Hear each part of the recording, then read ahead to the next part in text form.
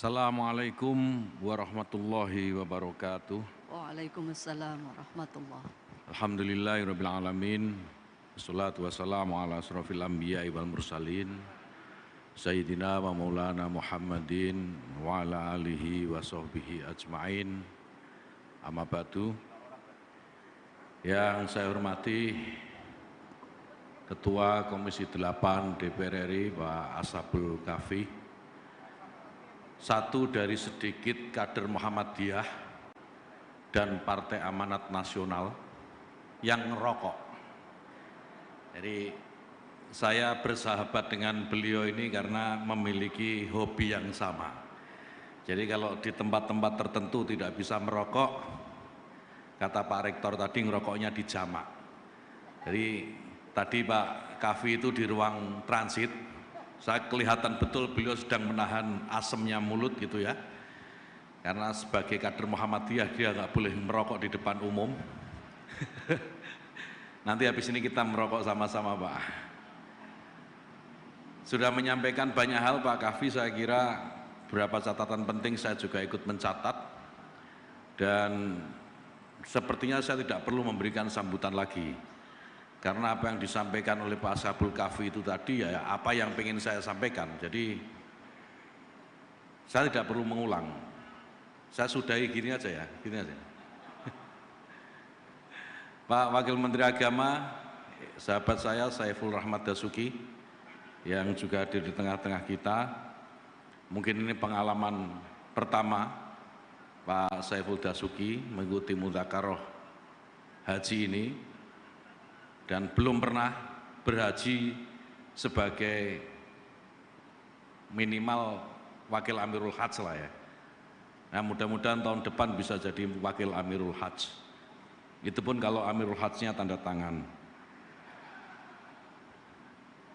Yang saya hormati para kiai, para alim, para ulama, wabil khusus, Katib Am, Pengurus Besar Nahdlatul Ulama, Kiai Haji Said Asrori, yang sudah mendoakan kita semua, Kiai Husain Muhammad, Kiai Mahfud Hamid, Kiai Najib Bukhari, Habib Lutfi Al-Atos, tadi mana beliau, dan para Kiai, Kiai Muhyiddin Ishak, dan para Kiai yang lain yang mohon maaf jika terlewatkan untuk saya sebut satu persatu, yang tanpa mengurangi rasa hormat dan ta'zim saya.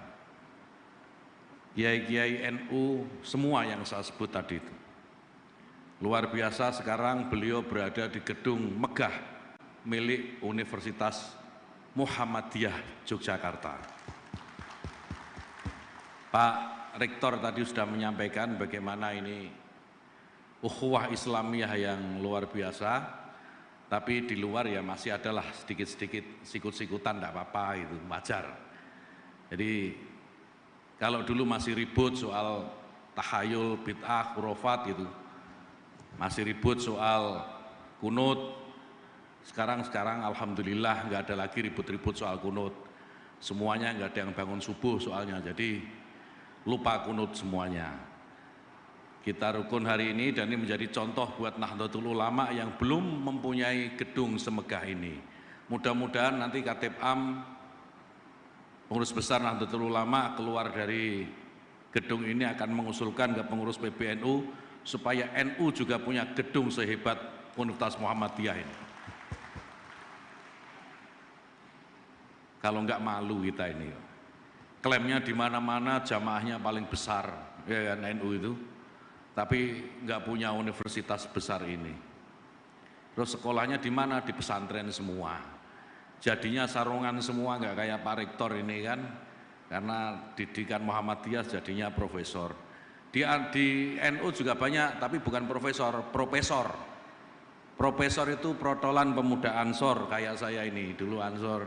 Kalau nyari profesor pasti agak susah. Pak Dirjen PHU sekaligus Wakil Rektor 4 UMY. Oh dulu Wakil Rektor 4 Universitas Muhammadiyah Jogja, yang sekarang menjadi Dirjen PHU, bukan kader terbaik Muhammadiyah saya yakin, tetapi kader paling beruntung di Muhammadiyah karena bisa menjadi Dirjen PHU. Karena yang lebih baik masih banyak, saya tahu itu. Dan yang paling beruntung kebetulan Pak Dirjen PHU ini, Pak Hilman Latif, Profesor Hilman Latif. Kenapa begitu Bapak Ibu sekalian? Kementerian Agama ini urusannya banyak. Selain mengurus pendidikan juga harus mengurus 6 agama yang ada di Indonesia. Tetapi orang melihat prestasi Kementerian Agama itu selalu yang pertama disorot adalah haji. Jadi oleh karena itu saya kira Muhammadiyah juga patut berbangga meskipun Menteri Agamanya NU Tulen, ya, kalau dibelah dadanya ada lambang NU-nya, kalau diiris darahnya warnanya hijau, tapi barometer kesuksesannya tergantung pada kader Muhammadiyah yang darahnya berwarna biru. Jadi ini hebatnya Kementerian Agama.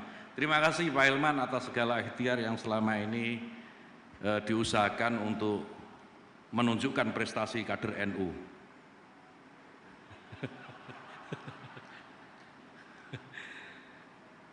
Yang saya hormati pimpinan pusat Aisyah, alhamdulillah Ibu, mohon maaf kita berkali-kali janjian untuk melakukan kerjasama, tetapi insya Allah sore hari ini kita akan menandatangani MOU untuk kerjasama berikutnya. Di NU juga ada Muslimat NU yang juga ingin membuat MOU dengan Kementerian Agama agar bisa mengerjasamakan beberapa program. Sampai sekarang saya juga belum berikan waktu sebelum MOU dengan Aisyah. Jadi saya harus melakukan MOU dulu dengan Aisyah, baru nanti MOU dengan Muslimat NU. Ini penting karena meskipun belakangan MOU-nya belum tentu bagiannya lebih sedikit. Tergantung jumlah umatnya lah, nanti kita hitung-hitungan lah. Tapi intinya Kementerian Agama siap bekerja sama dengan siapapun, apalagi pimpinan pusat Aisyah, karena kami yakin anggaran yang ada di Kementerian Agama, mandatori undang-undang yang diberikan kepada Kementerian Agama tidak akan pernah bisa dikerjakan oleh Kementerian Agama sendiri. Tidak bisa hanya mengandalkan birokrasi saja, nggak bisa. Dan kami bersyukur, kami beruntung Indonesia ini memiliki ormas. Kalau di negara lain tidak ada ormas, Bu. Kita bisa cek di negara lain itu nggak kita temukan ormas. Yang ada ormas itu ya hanya di Indonesia. Maka kami senang, Bu, nanti insya Allah kita akan segera tanda tangani MOU, dan yang paling penting dari MOU itu adalah pelaksanaannya. Kami terus terang banyak melakukan MOU, tetapi tidak banyak yang kemudian melakukan follow up atas MOU yang sudah kita lakukan. Nah, kami mohon nanti setelah MOU kerjasama yang nanti ditandatangani ini benar-benar dilaksanakan, dikejar terus, Bu, karena memang birokrasi kadang-kadang sering lupa atau melupakan diri kalau dikejar soal program. Nanti kalau mentok silakan sampaikan ke Prof Hilman atau ke saya langsung supaya MOU yang nanti kita tandatangani bisa kita kerjakan. Yang saya hormati, saya muliakan Pak Rektor Universitas Muhammadiyah Yogyakarta, Profesor Dr. Gunawan Budiono, yang sudah merelakan tempatnya untuk mudzakarah kali ini. Terima kasih Pak, sudah dipameri gedung megah ini, tapi insya Allah di Jogja Universitas NU juga akan punya gedung yang tidak kalah megah dengan UMJ, Pak. Jadi mari kita fastabiqul khairat gitu katanya. Jadi gedungnya mungkin lebih megah NU, tapi isinya insya Allah masih lebih bagus UMY, Pak, karena NU lagi belajar mengelola perguruan tinggi. Mudah-mudahan nanti UNU Jogja bisa belajar banyak dari UMY yang luar biasa ini, dan kita tahu Muhammadiyah ini memiliki concern terhadap pendidikan, dan salah satunya adalah pendidikan tinggi yang saya kira juga perlu menjadi barometer buat perguruan tinggi yang lain, termasuk UIN. Di sini banyak ada Pak Rektor UIN Sunan Kalijogo, mana Pak Al-Makin tadi hadir di sini. Nah, UIN saya kira juga harus belajar dari universitas atau perguruan tinggi yang dimiliki Muhammadiyah agar lebih kompetitif. Tadi Pak Rektor menceritakan 30% mahasiswanya adalah kader NU. 30% mahasiswanya kader NU. Pak Makin punya data itu enggak? Berapa persen mahasiswanya kader NU? Nah, dari penguasaan data itu akan menunjukkan kemampuan dalam mengelola. Coba sebelahnya tanya, Pak Makin tahu enggak mahasiswa Muhammadiyah ada berapa persen di sana? Pasti enggak tahu.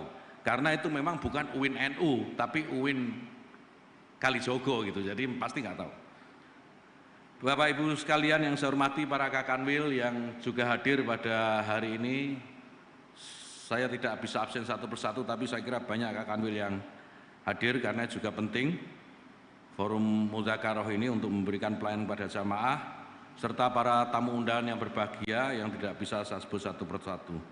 Tentu yang pertama, mari kita panjatkan terlebih dahulu puji syukur kehadirat Allah Subhanahu wa taala. Kita diberikan kesehatan dan kesempatan sore hari ini untuk silaturahim dan bersama-sama membuka Mudzakarah perhajian ini dalam keadaan sehat walafiat.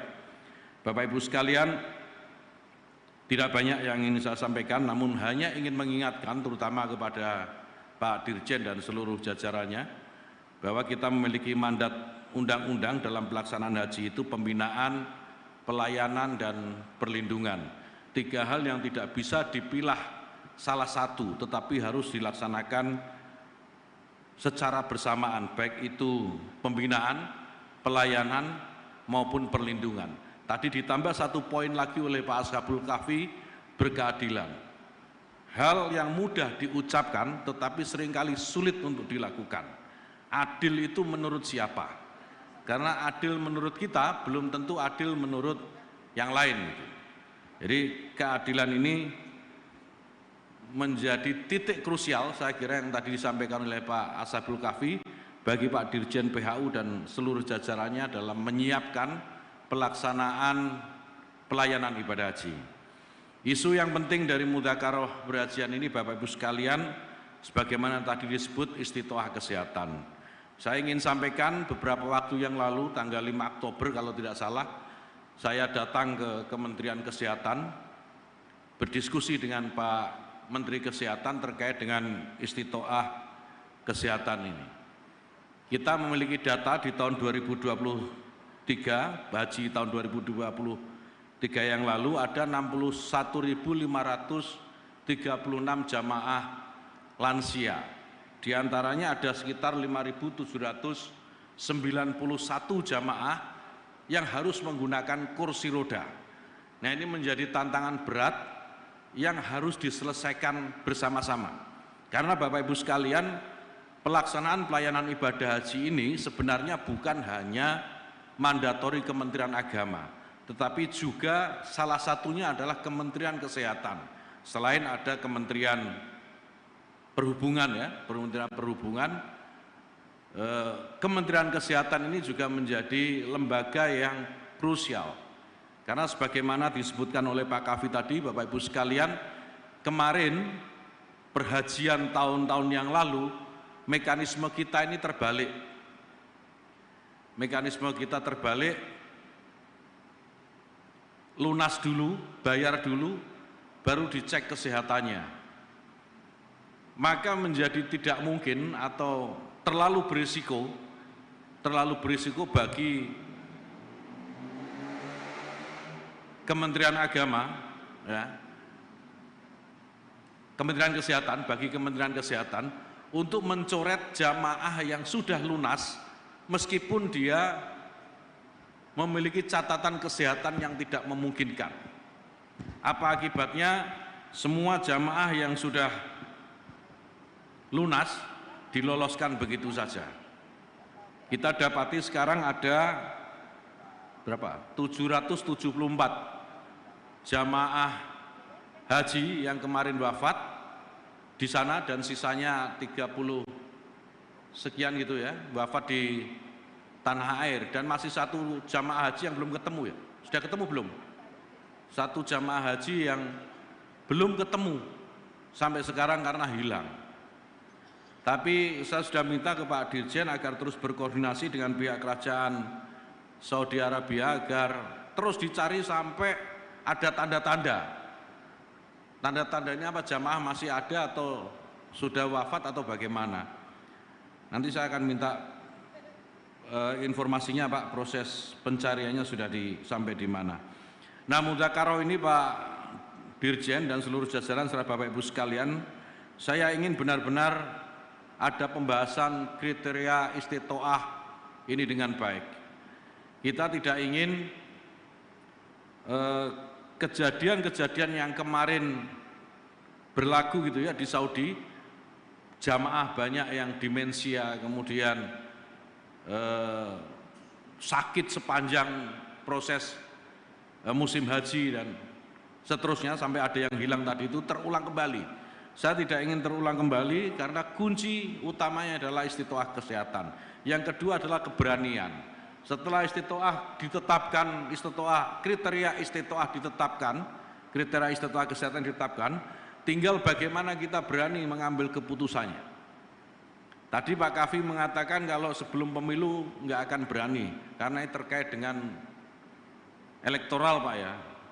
Kalau Pak Ashabul Kafi yang menyampaikan ya nggak ada orang yang milih nanti, karena dianggap menghambat orang pergi haji.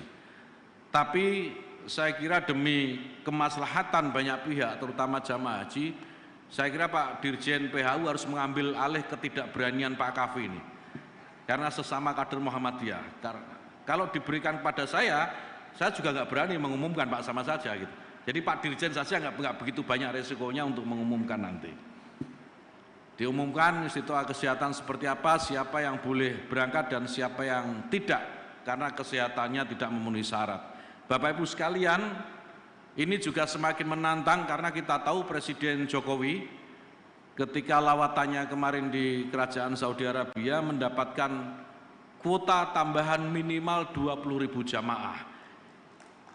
Ini berkah untuk memperpendek antrian yang sudah sampai rata-rata nasional itu 27 tahun ya. Memperpendek antrian sekaligus tantangan. 20.000 ini bukan jumlah yang sedikit, konsekuensinya juga akan banyak. Selain akan menambah panjang daftar orang yang harus dicek kesehatannya, 20.000 ini juga akan berdampak pada pelayanan. Karena penambahan jamaah, calon jamaah haji ini tidak dibarengi dengan tambahan petugas. Tahun lalu saja petugas kita 4.300 ya. 4.600 petugas kita tahun lalu, dengan jamaah haji 221.000. Sekarang kita dapat tambahan 20.000, artinya jamaah haji kita ini 241.000. Petugas kita nggak ditambah tapi dikurangi tinggal 2.000. Tinggal 2.000 petugas. Padahal kita masih perlu mustasar dini, sebagaimana kiai-kiai yang kita kader Kiai Husain Muhammad, mohon maaf, Kiai Husain Muhammad tadi mungkin terlewat tersebut ya. Cara kiai-kiai mustasar dini ini juga penting untuk kita mendapatkan fatwa-fatwa keagamaan lah kira-kira gitu terkait dengan pelaksanaan ibadah. Nah, dengan pengurangan jumlah petugas yang signifikan, Pak Dirjen saya kira juga perlu mencari formulasi yang tepat dalam Mudzakarah Berhajian ini. Nah, Bapak Ibu sekalian, sebelum saya akhiri sambutan ini, saya juga ingin mengingatkan di sini ada Pak Kapus Kesehatan nggak? Ada tantangan kita terkait dengan istitoah kesehatan ini. Bapak Ibu sekalian, yang melaksanakan cek kesehatan nanti itu kan bukan dokter yang ada di RSPAD, bukan dokter yang ada di rumah sakit Pertamina gitu ya, tapi dokter-dokter yang ada di puskesmas. Nah, puskesmas ini di bawah strukturnya itu di bawah bupati atau kepala daerah, wali kota. Bupati wali kota, di bawah bupati wali kota. Nah, ini bukan pekerjaan gampang. Ketika satu jamaah dinyatakan tidak lolos kesehatan, kemudian dia ngadu ke bupati atau kepala daerah, ke wali kota, yang kebetulan mungkin saudaranya, bupati atau wali kota itu telepon kepala puskesmasnya. Ini si A tolong diloloskan. Itu kepala puskesmasnya nggak berani nggak ngelolosin itu. Pasti diloloskan juga. Karena konsekuensinya nanti dia akan dipindah di puskesmas yang jauh dari kota gitu misalnya. Nah, ini juga tantangan yang menurut saya harus diantisipasi karena tidak mudah Pak. Ini ya urusannya sama dengan Pak Kahfi tadi soal elektoral. Jadi kalau bupati wali kota tidak memenuhi permintaan jamaah bisa kehilangan suara dia. Jadi mohon ini juga menjadi perhatian dari Mudzakarah Berhajian tahun ini. Bapak Ibu sekalian, saya kira ini yang bisa saya sampaikan, dan dengan mengucap Bismillahirrahmanirrahim, Mudzakarah Berhajian Indonesia tahun 1445 atau 2023 Masehi secara resmi saya nyatakan dibuka. Nasrun minallah wa fathun qarib wa basyiril mu'minin wallahul muwaffiq ila aqwamit thoriq. Assalamualaikum warahmatullahi wabarakatuh. Waalaikumsalam.